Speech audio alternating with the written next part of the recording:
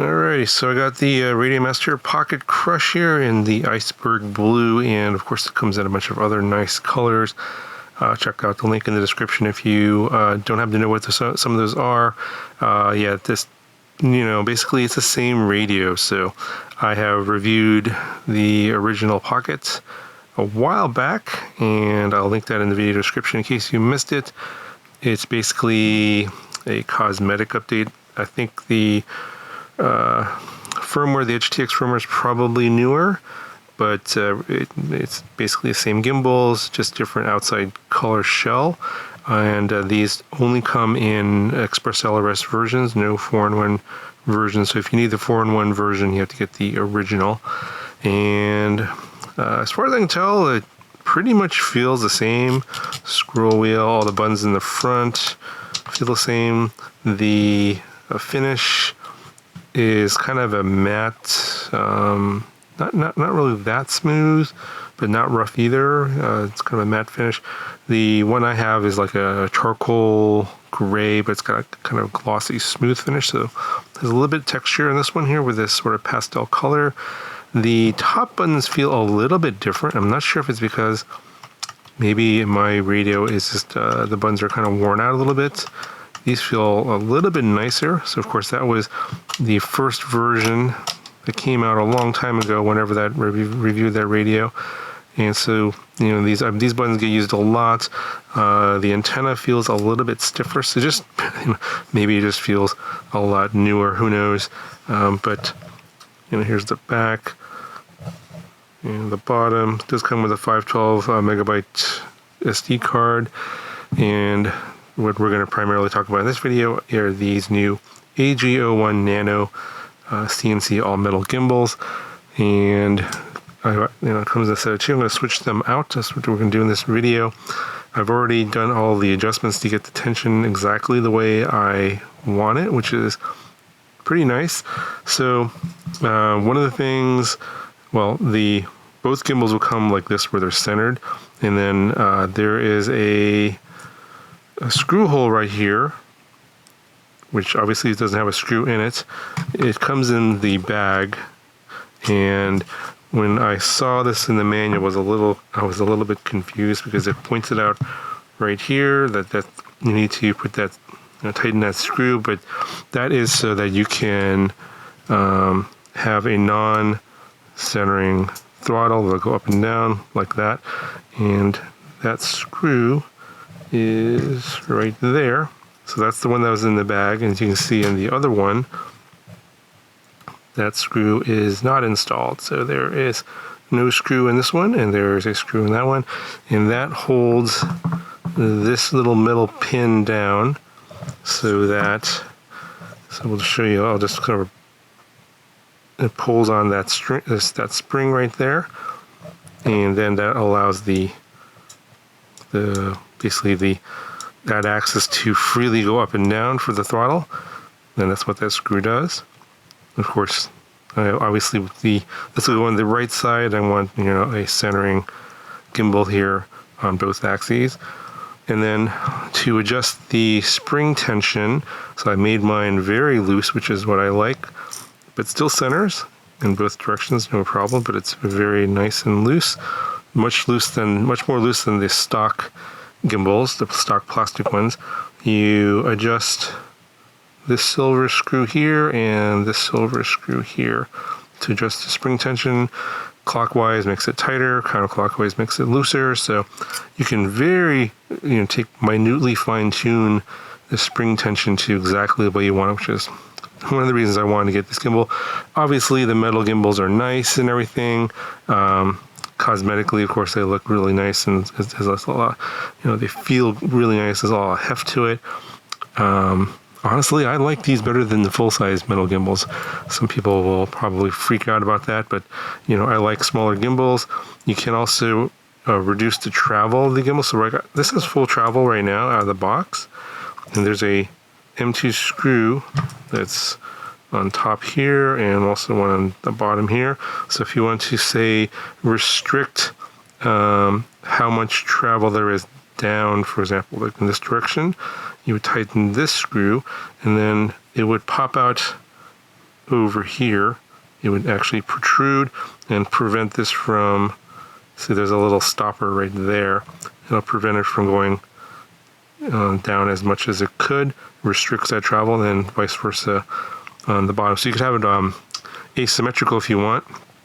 Say like I only want this much travel going this direction, but I want full travel going this direction. You can do that. It's nice and flexible. The other thing on the throttle side that you'll want to adjust here is how much friction there is at this point here. So there is a bar that's right here. The screw adjusts how much tension is, so clockwise to screw it down, and then it rubs against this plastic piece that's underneath it there, and that provides a little bit of friction so that the throttle will stay in place. So you can see that. You want it loose, but not so loose that it doesn't stay in place. So yeah, that's pretty much, you can get that fine-tuned exactly the way you want.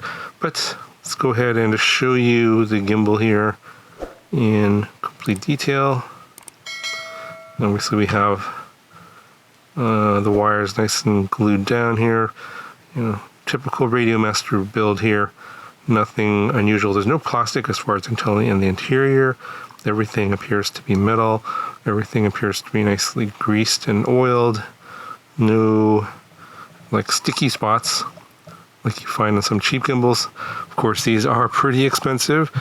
I think it's $60 for the pair of gimbals, and the radio is only $65 or $64. So yes, you're paying a premium for this, and people are like, well, I'm not going to spend $60 on some gimbals for a $64 radio. This is, you know, purely a cosmetic and also a feel type of thing. It's very subjective. You don't want to pay for it? By all means, you don't have to. This is basically a luxury item, you know. Not everybody wants to spend money on an expensive car. You want to drive a cheap car? By all means, go for it. You don't have to tell other people that they can't spend their money on something like this if they don't want to. So I'm saying, if you got the money and you want something nicer, it's totally up to you if you think it's worth it. So I'm not gonna say whether or not you should or shouldn't buy anything. Just, you know, I think something like this, yes, it's expensive, but very nice, and I think it's going to be worth it. I just can tell before I even put it in here, it is going to make my flying sessions a lot better. And then I'm going to put these 3D printed parts in there. This is a gimbal drop. I got this off of Thingiverse, and I'll put a link in the description for this. It's going to lower the stick height in the gimbal. The gimbal will go into the radio a little bit further, so the stick, instead of being like over here, it'll be like like basically 5 millimeters deeper. And I may do a deeper one if I can get one even more, because I like it kind of low relative to the height of the radio. So I may put a lower stick in there as well and see if I can get it as low as possible. So let's go ahead and open this up. It's basically the same as before.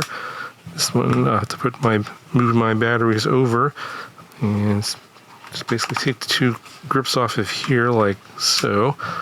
Very simple. And I think, yeah, it's just the screw right here. There's one right here. I think there's just 4 screws if I'm not mistaken. So let's go ahead and get these out.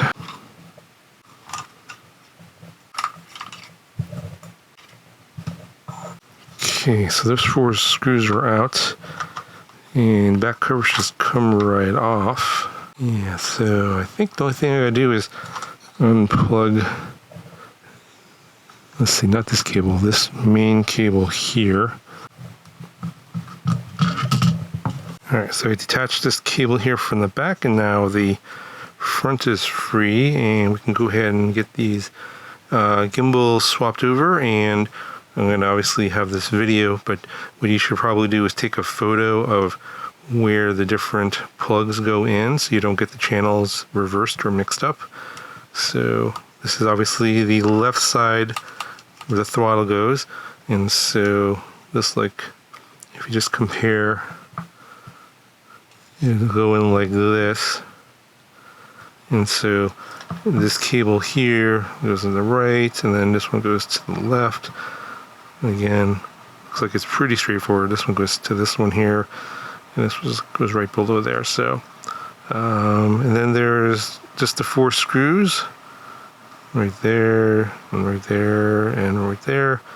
Gonna pull those 4 out, and then put the gimbal drop in, and then I think I'm gonna need find some longer screws, because obviously these are gonna be too short, so I'm gonna have to source those. Let's go ahead and get these parts out of here.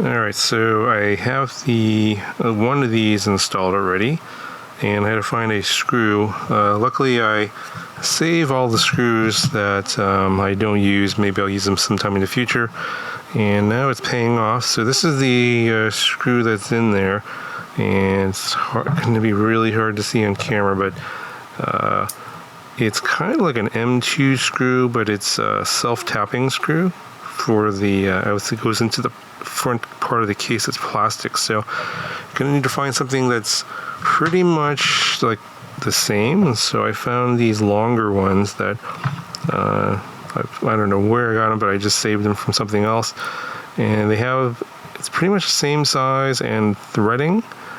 And yes, the camera's not going to pick that up. Oh, there it goes. So it's pretty much the same, just a little bit longer, and this is a hex screw. So yeah, I can't tell you where you can buy these.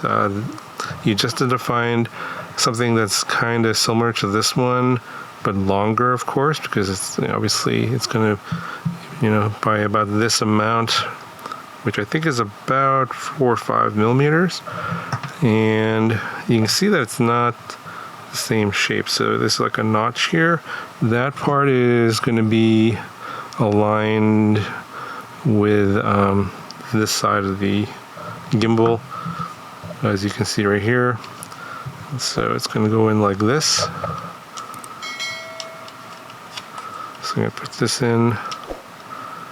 Then you're going to stick the gimbal in.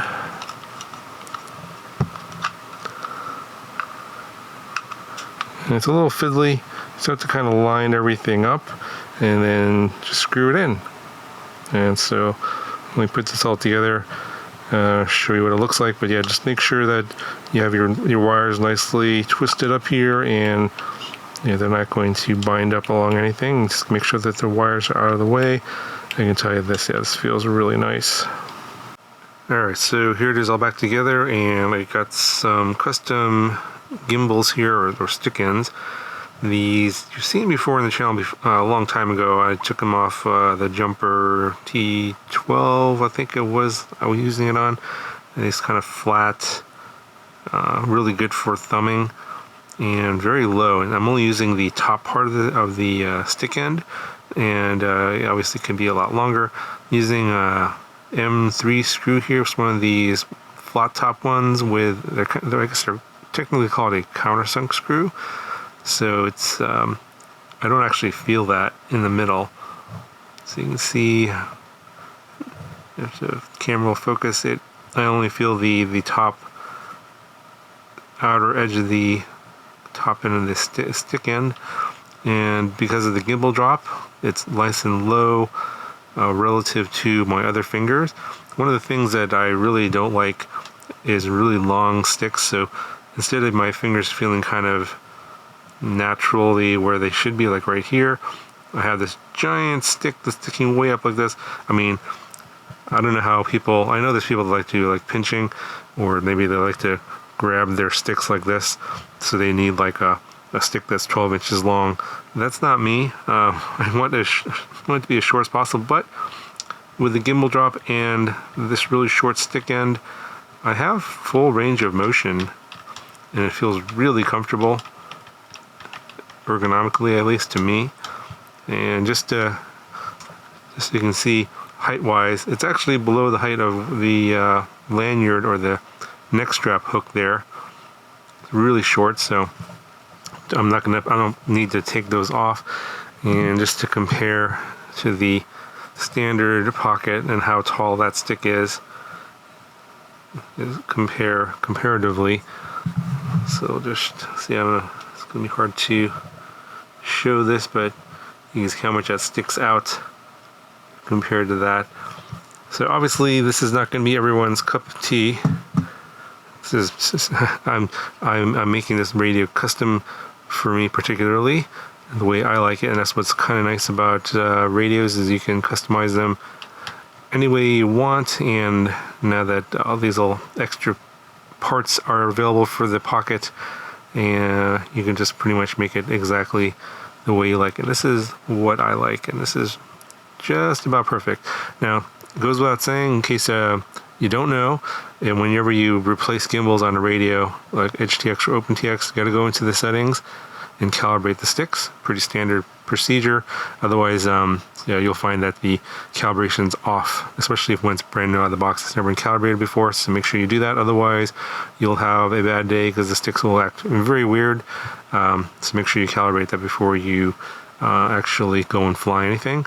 But that is going to cover for this video. I will be using this as my daily driver, so feel free to ask questions in the videos, and if you're wondering how the sticks are doing, etc., definitely be happy to answer those questions.